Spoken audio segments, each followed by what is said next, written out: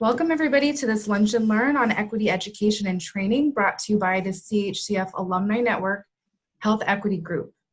The Alumni Network offers access to more than 500 clinician leaders who transform healthcare and communities across California. The Health Equity Group, led by a core team of alumni, was formed to promote mutual support and idea sharing for clinicians working toward advancing equity. This session is being recorded.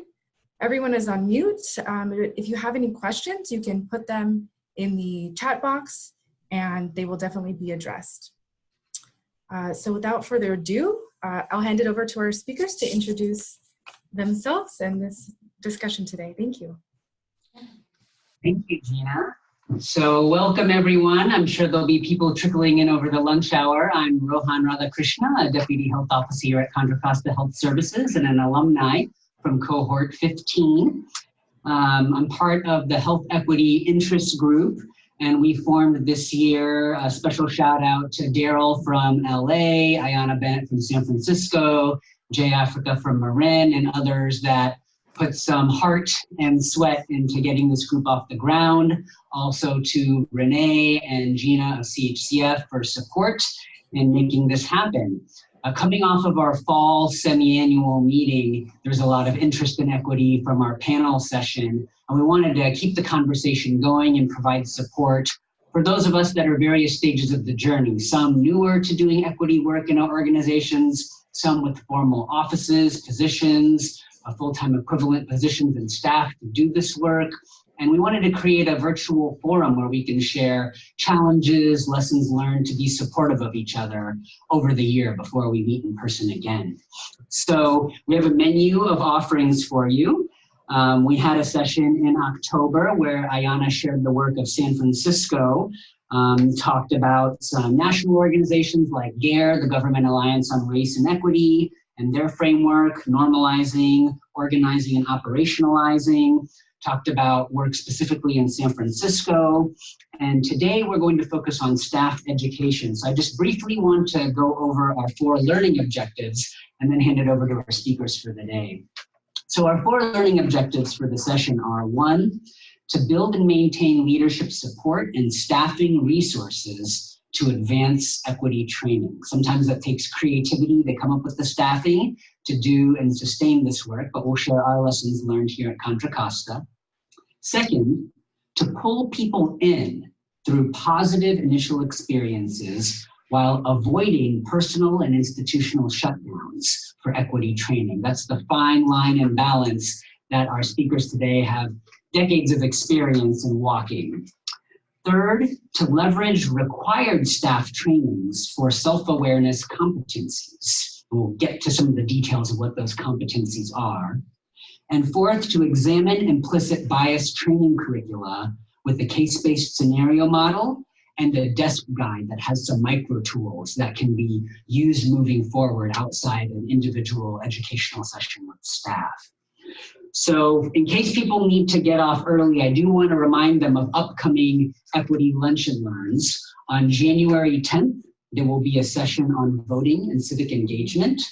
On February 14th, there will be a session on policy and practice change, which will focus on equity within the 1115 Medicaid waiver. So you'll get reminders from Gina and the CHCF staff about those. I'll mention it again at the end, but I want to turn it over to our speakers, Karen Joven and Joanne Janae. They'll introduce themselves and then move through the material. We'll have easily 20 to 30 minutes at the end for questions and discussions. If you have a burning question or point of clarification, feel free to chat it in. Gina will be monitoring and can unmute you.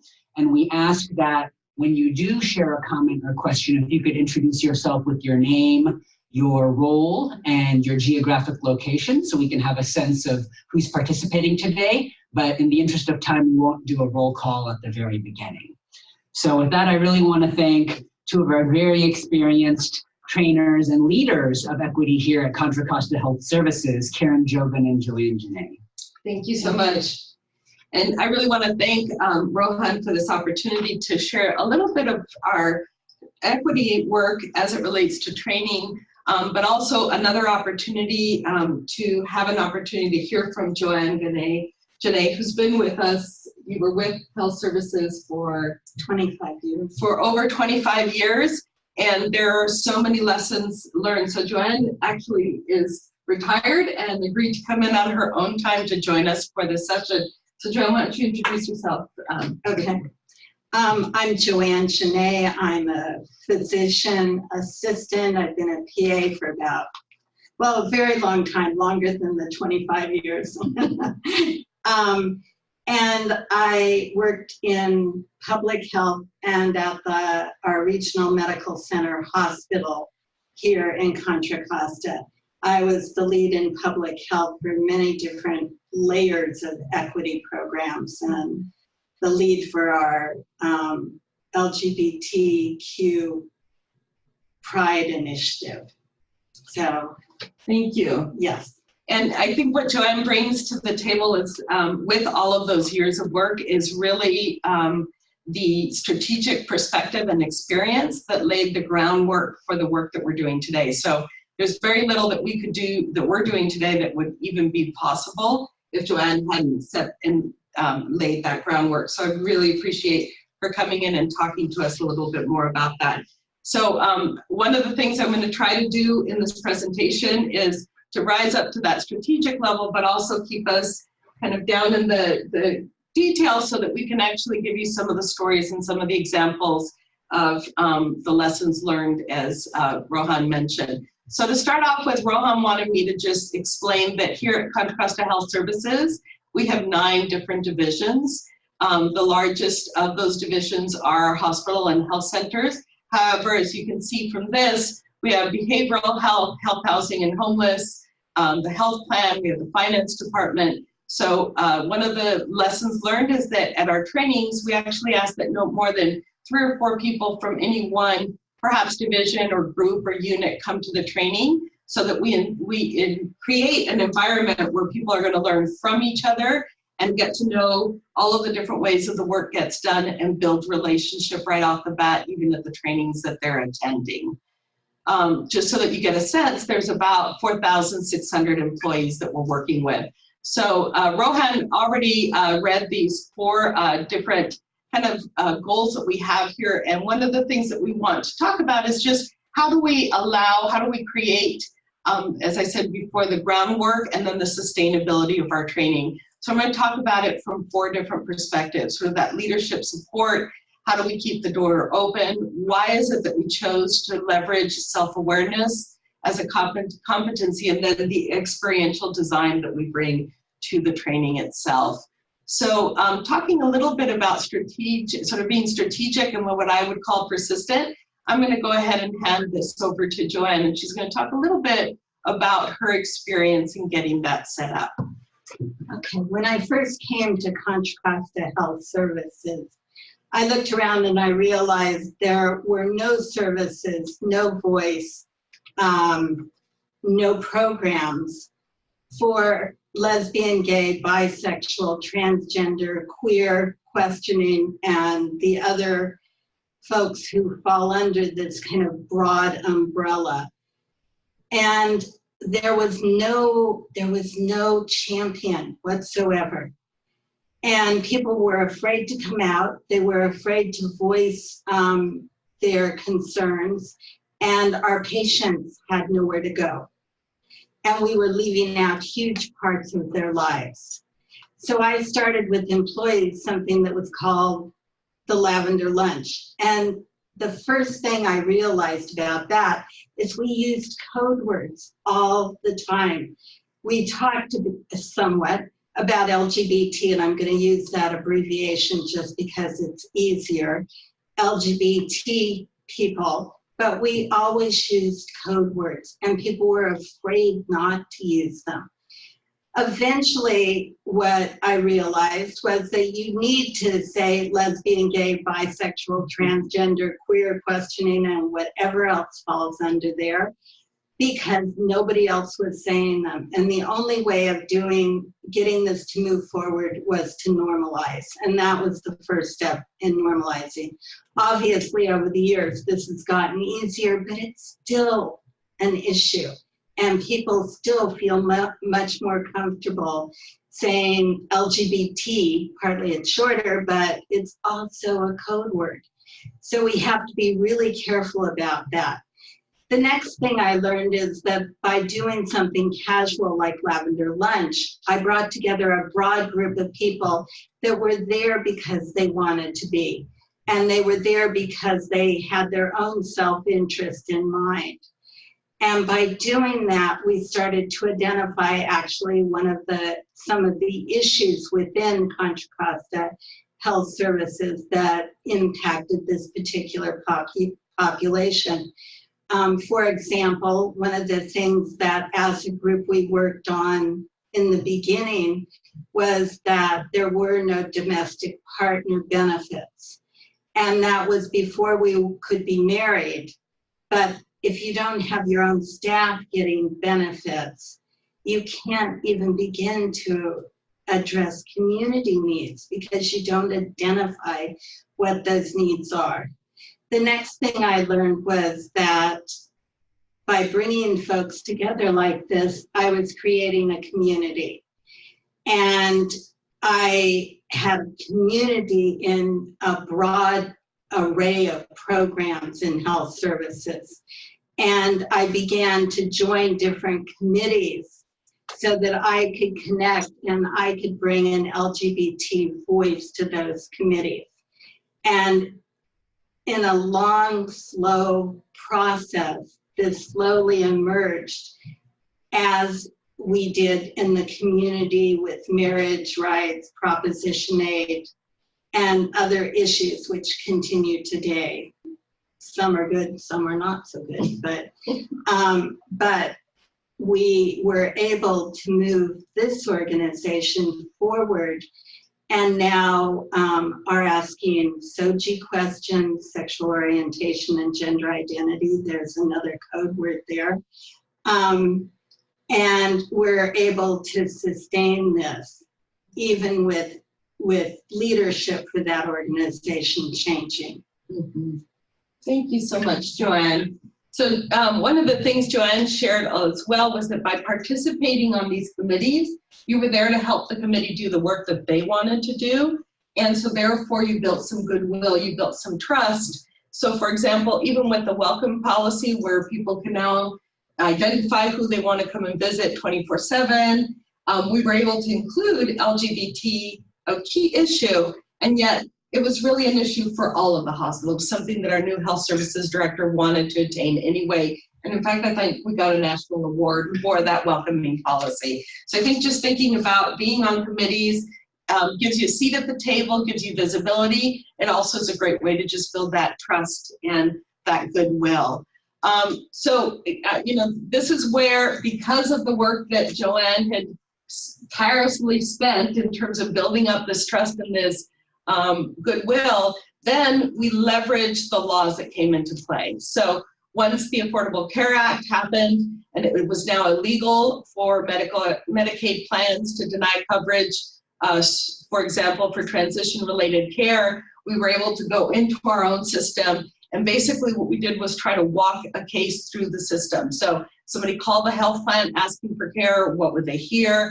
Meeting with that health plan director to make sure that they were aware of the fact that people had a right to get, for example, hormone treatment. We also looked at opportunities to work with our partners, our community partners, initially the Rainbow Community Center, so that people could get the letters that they needed for transition care, and eventually brought that ability to provide people with those letters internally. But this really allowed us to say it's now the law, and we're ready to help support the staff here and making sure that we know how to best serve this community, and we're going to help support the community as well. Another example of this is we're part of the California Hospital Association, which puts out language, and some of the language that it puts out is that we all have a right to, right related to, and in this case, for example, we're not going to discriminate on the basis of sexual orientation, gender identity, immigration status. Well, what we found was that some of the posters that were hanging in our hospitals and health centers, as well as our public-facing web pages did not actually have the updated information. So it was working with, again, the health centers. I think we came up with just a sticker that they're putting on the posters so that they don't have to reorder the posters, but that way we have the correct information out there. And now there's a new law that just came into play called the California Dignity in Pregnancy and Childbirth Act law. And we just looked at that law within our implicit bias training. And the interesting thing about that law is that it's not only asking for implicit bias training, which we already have, but it's going one step further where it's asking people to talk about structural racism and what are the remedies for structural racism. So I feel like it's going to take us even one step further. And according to this law, we're not sure by when people have to be trained. We need to look at the statute, but it says that not only are people going to get the initial training, they actually need to get a refresher every 2 years, which again is building in that sustainability. So again, looking at leadership support and staffing resources. In terms of the leadership support, again, the initial reducing health disparities from which this work came from originally was part of our the director's office team. They met on a regular basis with our health director. So they truly had a seat at the table, and eventually they were moved out into the different divisions to do this work as part of the equity team. We also looked for an opportunity for small test of change. So when we first, for example, designed the implicit bias training, we involved Berkeley students who could come in and create a survey, sort of a pre and post survey, identify where people were at, and then follow up after the training to see whether or not we had moved the needle. We also had to find a team within our system that was willing to kind of champion this work. So we started with the emergency department doctors. It was a small enough group that we could go in, somebody who's been exposed to a wide range of people within our system. And so therefore they were a good sample for us to start from. Okay. With this, I'm going to turn this over to Rohan to talk a little bit about how we use these driver diagrams to help sustain and focus our work.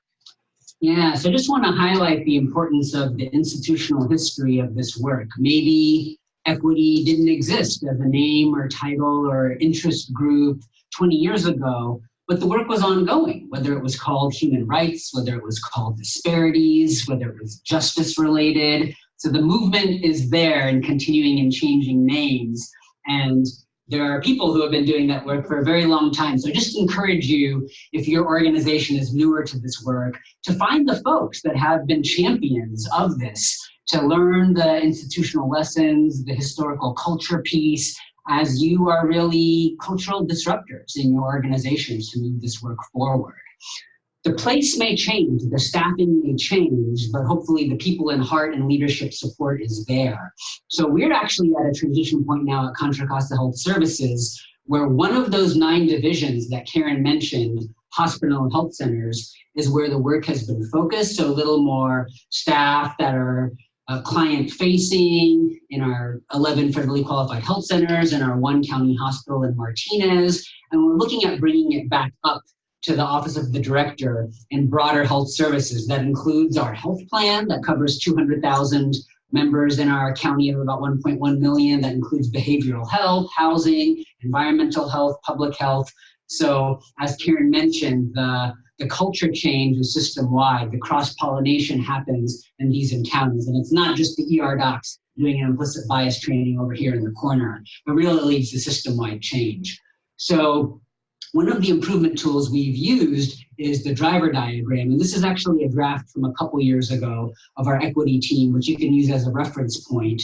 We have an aim listed on the left side, which is to eliminate health inequities to achieve optimal health for all by addressing the social and structural determinants of health and having some measurements of that. And for the purposes of today, we're going to focus on the staff education piece. And so what's highlighted in yellow will be where we're diving into a little more detail. But I just wanted to give you the broader picture of what we mapped out are some of those social structural determinants. What are some of the primary drivers, given that different teams and different staff are leaning in to this work, whether it relates to disparities in pay for performance and population health measures, whether it relates to community engagement for our strategic planning process, whether it relates to our workforce development and who we're hiring, from where with what backgrounds. And so you can get a sense of our overall map and theory of change, but Karen's going to dive more into the respectful, humble, and inclusive and accountable employees and focus on the staff component of it. Okay, thank you so much. And I'll just mention that, when you have a diagram like this, what can happen is that you don't lose the work. So if you have a change in staffing, you can still draw up this larger picture and people can step back into the piece parts that were drawn up, while also being flexible in terms of where this work can happen. So going back again to that leadership support specifically for our equity trainings, some of the issues that have been particular to this work is that this is a committee work that is kind of led by a committee. And so there's the issue of equity in terms of people just having the right to be released from their usual work in order to participate. And there's no particular written policy around this. And so I think it's something that we have an opportunity to kind of challenge a little bit more so we can get more people to the table. Right now, it's mostly people being willing to somewhat volunteer their hours. In terms of the fact that they're able to get released from their schedules, they're still responsible for the work that they needed to do. And then one very strategic plan that we had around this was that the initial committee that taught the implicit bias training early on recognized the fact that in order to sustain this, that they asked that training go and live in personnel, which is where I am, where we already are responsible for training as our work. And in doing that, we were ensured that we would have the staffing, the marketing, the design, the reproduction costs, the admin support that it needed. And this is where the two pieces come together. So our health services director had heard positive reviews of the work that we were doing. So when our boss went to her and said, we want to bring this in-house, she was fully supportive of doing it and really wanted all employees to get a chance to go through the training. Karen, can I add one thing Yes. there? That the employees who are involved in this work have often said that it's the most satisfying part of their job. Absolutely. And they have passion for it, which, that can fuel a lot of different programs and trainings. So Yeah, and that's absolutely true, which is why I would really like to see that more people have an opportunity, because I don't think we're limited to just us. I just think that it happens to be us and we also happen to get released. So again, being in personnel where those kind of policies can be drafted or addressed, it's one of those questions. So I often say that you have to go and test the wall and kind of push on the wall and see if it's ready to move. If it's not, don't give up, just keep pushing on that wall. You might never know when it opens. And then once it does open, you have to be ready, because oftentimes it can become a very broad door through which you get to walk through, which has really been our experience over the last couple of years. So the next piece is talking about keeping that door open. I think a lot of this is focusing on not so much pushing people through, but instead kind of pulling people through a positive experience. So for the most part, the trainings that we do, even if people were sent, we find that people are glad to have come through the training, because we aim for it to be supportive of their work and the work that they're doing, not only with each other, but with those that we're serving. We do want to maintain a tension line, but, which means that we're making sure that people understand and that we bring examples that actually really serve the individuals that are in the training class, so that they start to try this on in training, therefore feeling more confident and comfortable in doing this work once they're back on the job. And I do want to just mention towards the end of this, I have a comment that we were discussing before we started here, and that is that this work was brought initially, or one of the iterations of this work was around specifically addressing racism and inclusion. And when we tried that, it was about 15 years or more ago. It was our leadership that was trained initially, and they just shut it down. They felt that our system was not ready or comfortable, or they weren't comfortable. I'm not sure with, sort of what was being discussed. And so they shut that down. So right now, with the implicit bias training that we're doing, what we're talking about is the fact that people have heard about implicit bias. They're even more further along this road than they were even a year ago. And people want us to get real and address the real issues that they're facing themselves in the workplace. And yet we have this sense that there's this line that's too far and wanting to make sure that we don't cross that line. So being able to come back and speak to Joanne and others who were there during that time can help to balance that fine line so that we don't go too far. And I don't know if you want to add anything to that. Yeah. No, not necessarily. So the last piece that I want to just add with that is that one of the components of that diversity and inclusion training that was going to kind of address racism head on was that the consultants had developed what are called the communication guidelines as a way of supporting people having conversations around this issue, kind of recognizing that for most people it is not necessarily comfortable. So although the overall training was shut down, the communication guidelines were kept. And we continue to use and train on those communication guidelines today. We try to get people exposed to them at every opportunity. So we include it in new employee orientation. We have a class that specifically focuses on the guidelines themselves, and it's used to help people get the experience of developing a shared understanding, which really goes to equity and inclusion. We slow the conversation down and we say, you're going to come up with a paragraph that describes how you understand this guideline, and we want you to include everybody's perspective at the table. So there's no right or wrong answer. It's really about it reflecting all of your perspectives. And for the most part, I find that people aren't used to slowing down the conversation and then intentionally ensuring that everybody participates. So we even give them Lego parts, and we say at the end of this, you want to make sure that everybody's Lego has been added, so you're sure that not just the person who perhaps feels most comfortable talking in a group is the person's perspective that you have included, that you've included everybody's perspective. It's also a tool for shifting perspective, and it's also a way of resolving and practicing communication breakdowns. These are posted in all shared spaces, and we let people know that our leadership and our managers have been trained on them, and not only are they useful to you individually, but more importantly, that they're a shared tool. Okay. The other class that we have is a class called What's Culture Got to Do with It? It's very hard for us to get required training. It's the only other required training that we have. So we have about 50% of those who come through new employee orientation come back for this class on What's Culture Got to Do with It. And the piece that I want to focus on here is that the person who developed this training, who was part of that reducing health disparities, really took a chance when we first rolled this out to say that this training had to take a self-awareness perspective. So that we weren't going to bring people in and talk to them about other people's cultures or beliefs as a way of building cultural competence, but the only way to really build that was to start with oneself, that we get our values and our cultural blueprint for the most part gets baked in at the age of 5.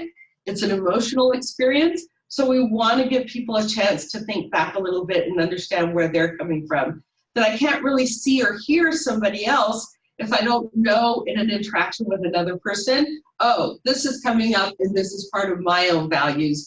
I'm going to put a pin in it, as it were, and now I'm going to listen for what's different when I'm speaking to or interacting with you. So this will just give you a little bit of a sense. We look at it historically. We're looking at the diversity of diversity.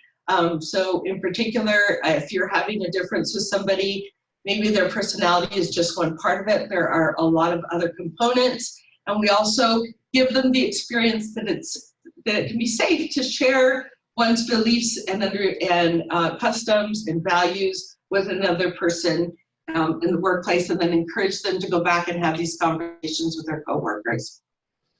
We also invite that self-awareness, we say, always revolves around moving from unaware and resistant to insight and fluent.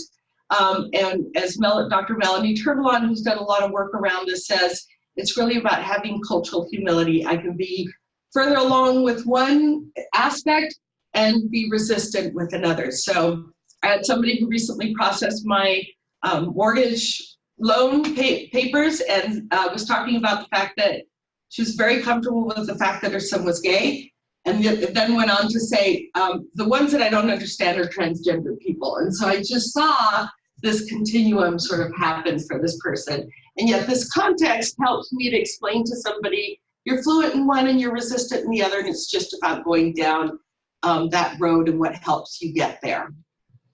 So as a whole, these are both a combination of our required and optional trainings. So again, that What's Culture kind of builds the foundation. We then have that communication guidelines class. We have a class specifically on customer service. And then we have the class on implicit bias that we designed.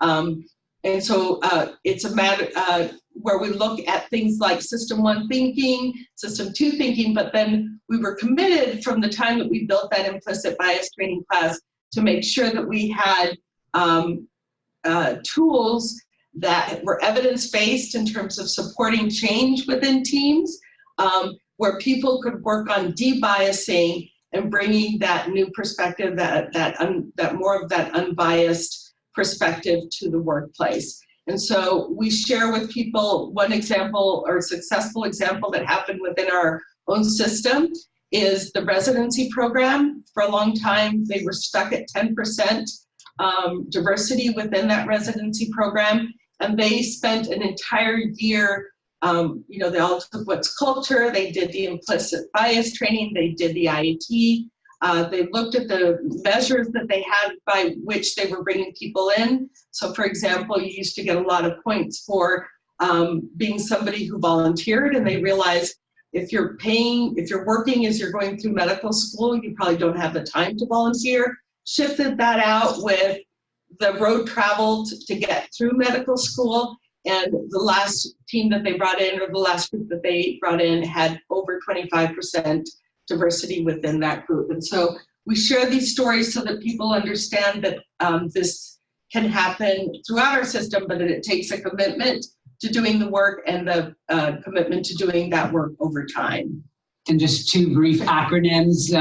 Karen referred to the IAT, that's the implicit association test on the Harvard website that's free that your staff can take to see where you're at with implicit biases. And the measurement of diversity she's referring to was underrepresented minorities, which has a specific definition of which groups are included in medicine. Okay, thank you very much for helping me with that. So this is a little bit more of an explicit dive into our key objectives for this implicit bias training. So we want people to have awareness of at least one component or dynamic that impacts implicit bias. We want them to learn at least one tool, to commit to applying that one tool in their workplace, and then commit to one other opportunity for continued learning and growth. And so from the very beginning, we didn't want to dictate the manner in which people were able to learn this. So we started with the leader-led training, but we send out to all participants a listing of different tools and different resources that they can use for their continued learning and growth. And then the materials themselves, right, as I said before, we have two things that I think bring it alive. One is the tools desk guide, and then the other is we started this training by training groups. So unlike the class where I actually limit the amount of people that come in from different groups to encourage that people break out of those groups and encourage diversity in our classes. In this case, we actually started with teams. And by doing that, we said, we're willing to come out and do this training for you. However, we're going to ask that you share with us 3 or 4 different vignettes that we can make into case studies that people can relate to, that are realistic, so that people can actually apply these tools on the job.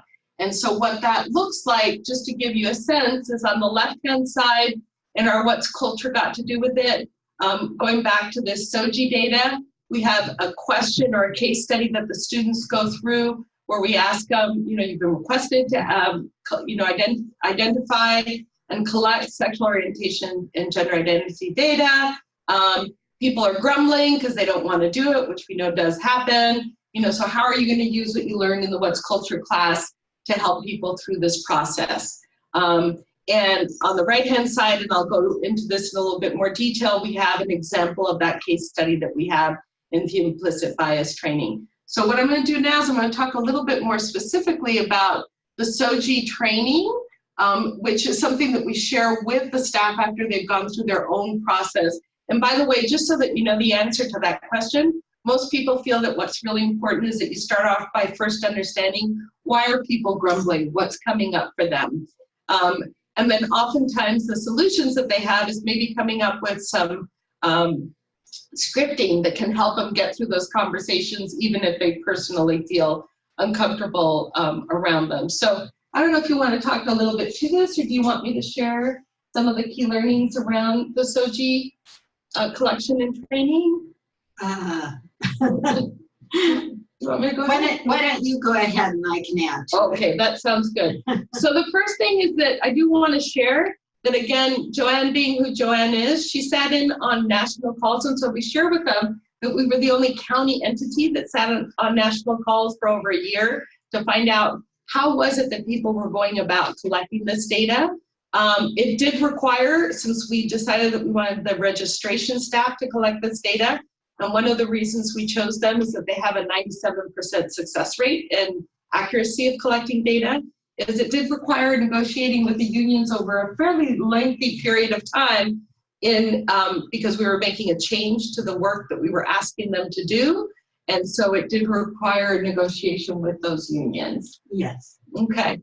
And they limited us on what we could do for a number of months. And we had to continue working with the staff. So the good part is we did have to continue working with the staff to make sure that their concerns were addressed. Okay, thank you. So along with that, we did design job aids to help people navigate. And Joanne was personally available. So she sat behind or stood behind the registration clerks, and if issues arose, she was there to either address the issue directly or work with them to find out how could they have addressed the issue more successfully. It also involved us obviously working with Epic to make the changes like organ inventory, preferred name, wristbands, and this is information that, again, we then need to go out and train everybody on. So if we have people who want to address somebody in an accurate way, but they don't know where in Epic to find that person's preferred name, it was important that we make sure that everybody be familiar with that, where to find the information. And then also just being aware of the political climate. So there is a rule out there right now where people could decide that they don't want to do or ask these questions based on their religious beliefs. And how do we as an organization navigate the change in politics around us and some of the rules that happen as well. So the next thing I have is an example of that clinical vignette. So we try to bring in some examples of what are some of the issues that people come in the door with. There are complex issues. There's a variety of different things that could come up for this individual. And basically what we ask for people is, if you were to learn this about that individual, what are some of the biases right off the bat that might come up for you related to this individual, and people being able to name what those are. And then what we use is that since we've given them this these tools that can help support them being able to navigate this, we ask them which of these tools would be helpful to you. So just briefly, we have, being self-aware, questioning, being mindful, individuating, not, so what is it specifically about this person?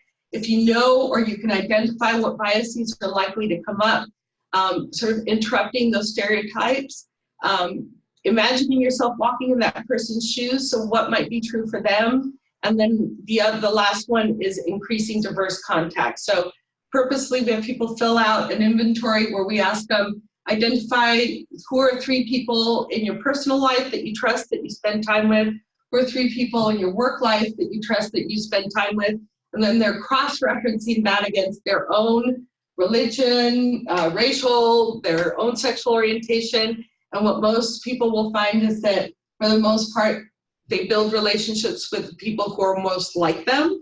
And so therefore, making an intentional effort to go out and build relationship and come into contact with people that are diverse, particularly given how diverse our staff population is and those we serve is. So I'll just share with you an example. I just taught implicit bias 2 days ago, and the question that we spent the majority of time around was people's experience with having people ask them, where are you from? And so I think I'll have you kind of think about that and think a little bit about which of kind of these tools or which of these issues might come up for people around that question. And the other question I ask people is, which of these tools do you think is used most often, effectively, is easiest to build into your work habit, and which of these, if you know or not, actually gives you the highest return on your investment, as it were. So those are two questions that we have people consider. So with that, I'm going to go ahead and stop now, and we'll be open to any comments, questions that you all have, that you have for us on this work. Thank you so much, Karen. So Gina, if you want to unmute folks, we'd really welcome your questions, observations, and start a conversation. We have 20 minutes. It's a lot of material, and we want to learn from your institutions what you've tried, where you failed. The broader purpose of these Lunch and Learns is to create this community so we can support each other in moving forward. And hopefully what Karen and Joanne shared stimulated some thoughts and questions. So we'll open it up to the group. Can I ask it's Ayana, hi, San Francisco. I want to ask a very practical question. The screen that I'm looking at right now, are those, what's behind those icons? Are those just hints, or are there videos or examples, or what's behind them? Yeah, so one thing that I have thought to do is actually put a definition and an example in the back side of this, because these usually fold down. But yes, in the class, what we do is that we take each one of these individually, and we talk a little bit about what does it mean, would you apply it, and then we give people a variety of different exercises to do where they would apply this tool. And I can just bring that to life a little bit. So when I was chair of family medicine for our 150 primary care providers, we had Karen's team do various trainings, 1 hour trainings, 2 hour trainings, and the feedback was, instead of more lecture, we want to engage with the material. Give us real clinical scenarios or real messy staff interaction scenarios, and give us some tools. And almost like a game, you would practice a micro tool to a scenario and role play, and then build capacity in one's journey, and then try out a different tool and see how that feels. And so this is literally a desk guide that people have at their work cubicles to remind them of practicing these tools. Or I was in public health meetings, and people use these to improve the quality of the meeting by having these reminders on the table for themselves. Thanks, Ayana. And if we could ask anyone who wants a question, just state your name, location, and what cohort you're from. This is Jay. I'm in Marin and cohort 16. I actually was curious about the work that you did with the unions. You said that you worked with the unions. Would you mind talking about what specifically, when you said things have changed, what exactly did you change and what practices changed? The complaint the staff had that they took to the unions was basically centered around their fear of violence from the patients. That if they asked them SOGI questions, sexual orientation and gender identity questions, that they might be called names, someone might get very angry and act out. They just didn't feel safe. It wasn't entirely that, but that's the kind of kernel of it. We met with the unions a number of times. We had meet and confers, and we worked out where certain staff members, if they wanted to opt out of this, they could, that I would be available for them to help them if there was a difficult situation, that they would have training on how to deal with an unhappy client, that they didn't basically have to ask the questions. They could slide the form across the counter to the patient. They had a lot of forms they were giving, so it would just be one of many, really. And they wouldn't need to read it to the client. If the client was unable to read it, they would just pass on that particular tool or form for now, until we could figure out a better situation. And we did that for about 6 months. I'm trying to think if there were any other parts to that. We also put up signs for clients, notifying them that we would be asking these questions so they weren't surprised. And again, it's for the ones that could read. We had the questions asked in other situations. So when they were first making an appointment, having the questions asked over the phone by the appointment line, or now we have an online survey that clients can fill out for themselves. So having different strategies of being able to ask those questions. That's basically, and it's not that it's resolved. I think this issue is partly homophobia, transphobia related. But I think over time it's gotten better, or maybe it's morphed a little bit. Do you have anything else to add to that, Karen? No, so for the most part, what I also find in class is that I think this issue of, can I just talk through my discomfort? So this does make me a little bit uncomfortable. I think people just feeling like people want to be heard, and also just explaining like, why are we doing it? So when we explain that in order to get funding, we need to have the data to support the fact of who are the populations we're serving. And I think that if you explain the why, then I even sense the difference in the class of people sort of being uncomfortable to moving towards a place of comfort. And for the most part, what they're asking is, okay, if I'm going to have to do this, can you give me the tools to help me be successful in doing this?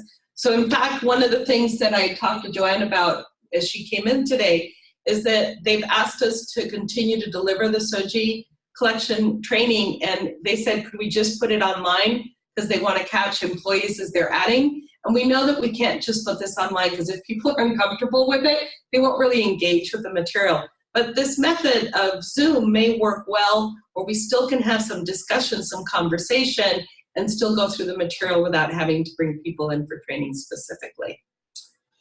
And I want to lift up a comment from Ayana from our October session, where she said, again, referring to the framework of normalize, organize, operationalize, some people or institutions may just want to do number 1 or number 3, but it's a lot of work and a multi-year journey to not just get the mandate from the state. You have to collect real and SOGI, race, ethnicity, language, sexual orientation, gender identity data, but then actually to get to the details of sitting behind a registration clerk who's uncomfortable asking a question. And I want to just really honor Joanne for being part of that journey over decades, but really getting into the operational details of it to really deal with the uncomfortability amongst staff. It takes a lot of work. Yeah, I just wanted to add, we have over 100 registration clerks. And one of the things I found was that people just don't like answering all these questions. And it didn't matter if it was sexual orientation or gender identity. one guy, for example, he didn't like that they kept asking him his address every time he came in. And he was furious, yelled at them, and stomped out the door and wouldn't come back for his appointment. Everybody has something that makes them uncomfortable, and many of those things they encounter in healthcare. And it's also kind of stepping back a little bit from sexual orientation and gender identity as the button, and figuring out really how can we create a safer, better environment for our employees who are on the front line, really. So. Thank you. Mm-hmm.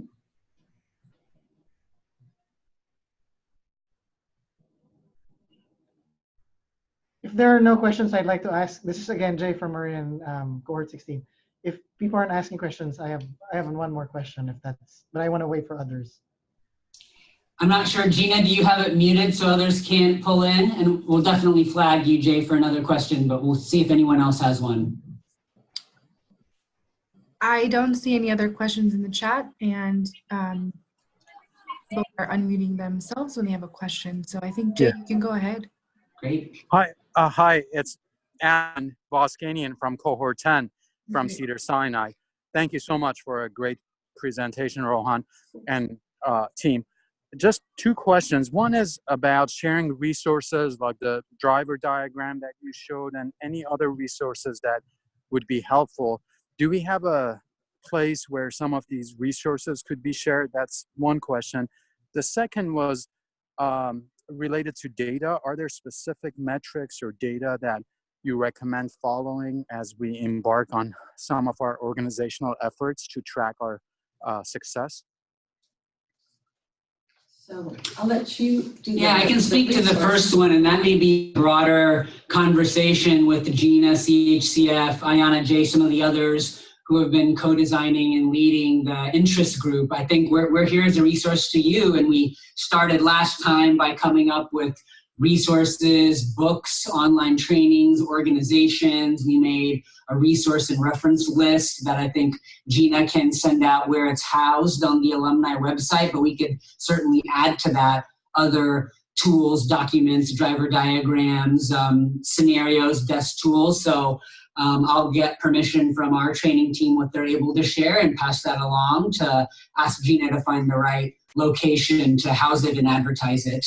And I think as we learn from different sites and gain different tools, that's a great idea, Alan. And then I'll let Karen take the first response for data and metrics. Yeah.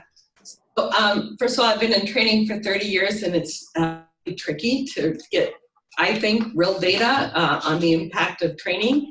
There is a couple of ways, though, and that is that we do have, as I mentioned before, we had people take the implicit association test that you can get in through Harvard for free. So we have some people who have taken that and then a year later or after certain trainings gone back and seen whether or not that their exposure, their application of these tools have moved the needle. These specific desk tools that we shared with people, there are some, there is data specifically around hiring that has been done where they had people apply these skills to their workplace and then went back and measured who they were bringing in terms of diversity into their organizations, and their hiring practices definitely had changed. The other thing that I will share is that we do have a tool that was put together by Donovan, who's my colleague who designed the What's Culture Got to Do with It class, and we haven't used it, which is really unfortunate, and we, maybe we will next year, where she did the research to find out what would be some of the measures for cultural competence or humility, as it were. And our goal was to have people, right as they were hired into the organization, take that tool and then expose them to some of the trainings and see whether or not they moved the needle in terms of where they were, where those changes would come about. So those are some of the metrics, but I think there are more that we could potentially, I think we could look at some of the, some of the CAHPS ratings that we have. I think we could look at the type of complaints that we're receiving and see if anything has changed. The only other thing that I can share with you is that we did send a survey out to all of our managers, and we asked them from a narrative perspective, what are some of the changes that they saw in their staff who had attended, and we were speaking and asked them to relate it back to specific classes that we were offering. And we did actually get some narrative changes that they saw with either people feeling more comfortable having conversations that they needed to have with their colleagues if differences arose, or the tools that they had available to them in dealing with. So in other words, they were better prepared to handle issues or situations that came up from the patients, and were able to kind of apply their customer service skills or other skills to those situations, and were more successful. And Alan, if I could just add, let's not forget simple descriptive statistics. So what % of managers got a training? Was the training required or optional? Was there a follow-up training? Looking at outcomes, like with our residency, to have 10% underrepresented minorities when 60 to 80% of our clients were, there's a clear mismatch. You could look at community policing or education or tourism, where you try and get a congruency, whether it's based on language primacy or racial ethnic background, whatever it may be. We talked about, almost 40% of Californians being Latinx, but 4% of clinicians being Latinx, so you have a 10-to-1 disparity there, or inequity, and how are you tracking that amongst your staff or managers over time? And so again, fitting it into a broader vision with something like a driver diagram, and then having descriptive statistics and outcome measures that you're aiming for with time targets, just like anything else, just like hypertension control rates is something for an institution to look to. But before we go to another question, does anybody else on the platform have suggestions for Alan's question around data and metrics for this work? Because it's an important one.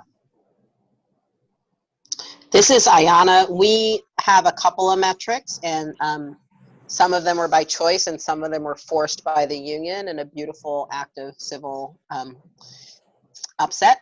We look at, we have very disproportionate discipline and release from probation data, and looking at complaints to EEO, and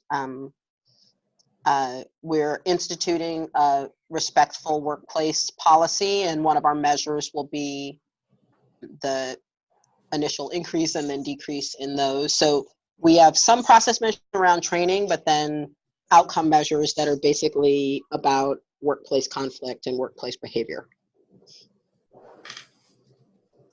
Thanks, Plus Ayana. a bunch of hiring metrics.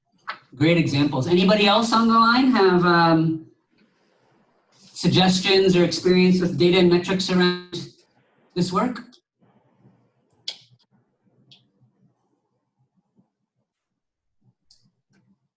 All right, we have a few minutes left. Does anybody else have a question, or we'll move to Jay for our final question unless anybody else wants to speak up? All yours, Jay. Oh, thank you. And Ayana, do you mind sharing that with the group? Because I am very curious about the metrics, if that's possible, because I think that's a really Just a list of what they are? Yeah, that would just be amazing. Okay. For me. I will just note that the city now is required to post the disciplinary and release data disaggregated by race publicly on a website. So you could certainly go look at it. Oh, cool. Thank you. So my last question is, most of the work that you've done is focused on clients, and I'm just interested in, in sort of like, at least for the SOGI, that in Marin there has been some conversation about how to support our LGBTQ staff, and I was just curious about, has there been any work related to that? What was the question? Support of LGBT staff. Oh, okay. So I guess, do you want to speak to that, or do you want me to speak to that? Either way. Go ahead.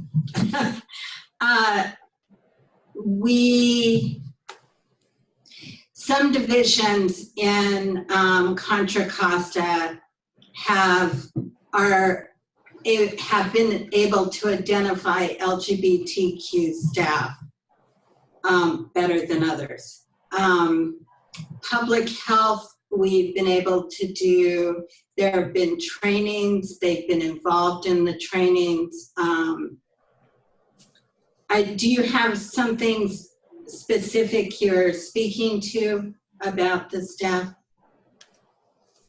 No, not really. I was just curious that most of the work, what we've heard is, I mean, I guess we do this public service work for, obviously our clients and our patients, but we are also hearing that we have not created sort of a culture that's LGBTQ friendly within our workplace. Yeah. So I was just curious about it. I think the LGBTQ group that I worked with was all staff. And staff was, they were from all different programs. And at that particular point in time, they were allowed to have the time off if they had their supervisor's permission. So it gave them a way of joining the group. And I think that made a huge difference to people, just knowing it was there. And over time, we had a number of staff who brought complaints to the group. And then we were able to take it to the head of divisions, different supervisory staff or policy-making staff. We dealt with a lot of issues around benefits. We went into personnel and looked at how things were worded around benefits. For example, when there was domestic partners before marriage. So we've done a lot of the same kind of work for our staff that we've done for our clients. Karen has integrated LGBT into many of the trainings, the orientation. Did you talk about the orientation and the scenarios you use? And you haven't. Yeah, I may need to wrap us up in the nature of time, but Okay. Jay, if you missed the first 10, 15 minutes, they talked a little bit about the history of lavender lunches and creating community and actually focusing on staff before clients to really build that will. And you really have a national expert here who's been doing this for decades. So happy to connect offline for more lessons learned there. Given that we're at time, just want to honor everyone's workday and lunch. Thank you so much for making space in your day and week for this. And I do want to remind folks that January 10th is the next Lunch and Learn that will focus on the tracked community engagement and partnerships. It'll focus on voting and civic engagement. So keep that on your calendar. And another one that we have slated is for February 14th on the policy and practice change category, focusing on the 1115 Medicaid waiver and equity. And so you'll be hearing from CHCF about that. You have several alumni board members on the session. I'm going to be one of the board members for cohort 13 through 15. So we're very open to your feedback to serve the network, to help you get what you want out of the network, like these lunch and learns. So please give us feedback on how we can post information and resources and tools and give you experiences in person and virtual to grow the network and benefit you in the work that you all do.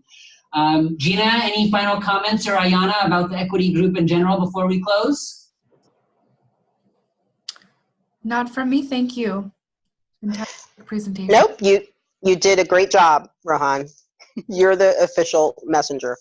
All right, well, thank you all so much. A virtual round of love for Karen and Joanne for sharing their decades of work with us. And thank you to all of you for leading this work across the state at your institutions. We know it's tough.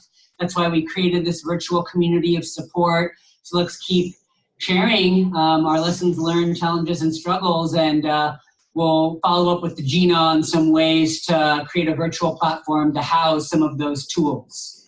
Oh, and speak up to do March.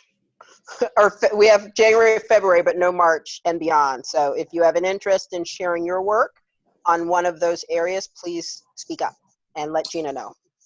And also for the spring alumni meeting, if you have a topic or interest you'd like to suggest someone or yourself or have your institution co-lead to dive deeper into, I believe through January 5th, they're taking suggestions for topics. So pass that information on to Gina. Thank you all. We will see you in 2020.